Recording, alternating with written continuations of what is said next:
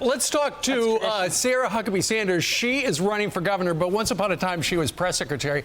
Hey, Sarah, good morning to you. Good morning. Good morning. If you were Joe Biden, wouldn't you get out of town as quick as possible after these midterms? If I was Joe Biden, I probably would leave before the midterms because every single Republican is campaigning aggressively against his failed policies, and that's one of the biggest reasons we're going to see a massive red wave go across America, because Joe Biden and his team and the House Democrats and the control the Senate have literally destroyed every single thing they have touched. And that is why there is so much excitement, so much enthusiasm to see Republicans take back the House, to see Republicans take back the Senate, and to take over the 36 governors' races across the country today. And if I was him, I'd be running out of town too. Yeah. But he's running on the fact that democracy is in the balance. He's running on the fact that he's got 2 more years. He wants to say, I'm still in charge. You might say he doesn't like the message, but as a president, and you know, press secretary, you're a press secretary, isn't it important for him to address the American people, to digest an election that he says people have a heart that we must all accept?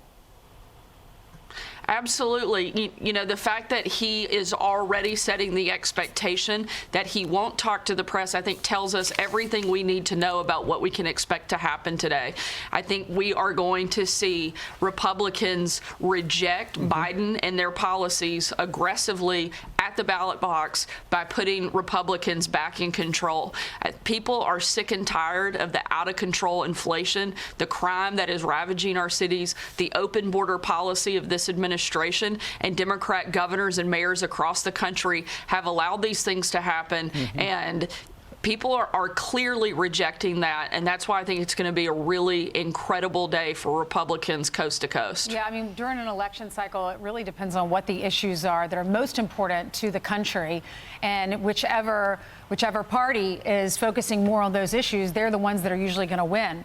The issues now, when you ask people, it's inflation, it's the economy, and it's crime. Those are the top issues that generally resonate with the voter. So your dad was on Fox and Friends first earlier this morning. He was addressing that and talking about the Democrats and their message. Listen to this.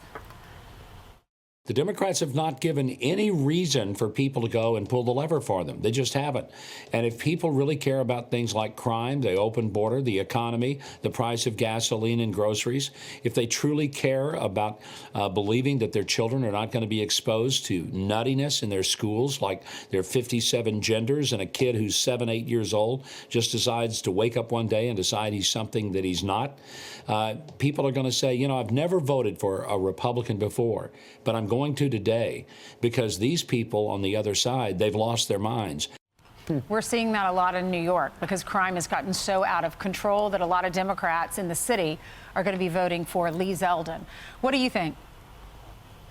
I think he's exactly right. You know, it's kind of nice to have a dad to be my warm-up act, both on TV this morning and in the governor's office. He, in my opinion, is the best governor Arkansas has ever had, one of the best governors our country has ever had. And I tell him all the time I look forward to taking that title away from him. And no one has been more supportive than he has in that process. But I think he's exactly right that people, the Democrats have not given the people of this country a reason to vote for them. I think Lee Zeldin is in a great position. The fact that we are talking about a Republican winning in New York, talking about a Republican winning in places like Oregon, that is because the Democrats have failed at every level, from the White House down to state houses and cities. And Republicans are talking about the things that really impact every person around the country, and we're going to see a huge red wave tonight because of it. This win would be very special for you and your family. Have you put it in perspective yet? Or it would be historic. She would be the first woman ever elected governor in Arkansas. It would be an absolutely incredible privilege and honor to serve the people of my state. Would be both the first woman and I believe the very first father-daughter ever anywhere in the country. So a pretty remarkable day for our family and hopefully for the state of Arkansas and the country. Well, I feel sorry for your mother because Janet would just call up, hey, Governor, phone's for you. And like two people would say, oh, me or her?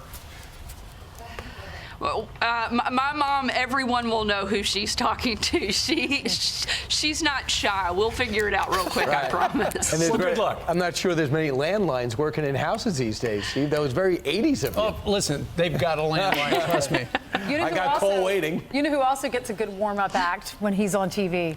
Is your son, Peter Ducey. He does indeed. Steve will kick off the show, and then we toss out to him, so he knows all about it. He's a long way from home today. Sarah, thank you very much. Good luck. Thanks, Sarah. We wish you the best. God bless you. Thank y'all. Thanks so much. Thank you. I'm Steve Ducey. I'm Brian Kilmeade. And I'm Ainsley Earhart. And click here to subscribe to the Fox News YouTube page to catch our hottest interviews and most compelling analysis.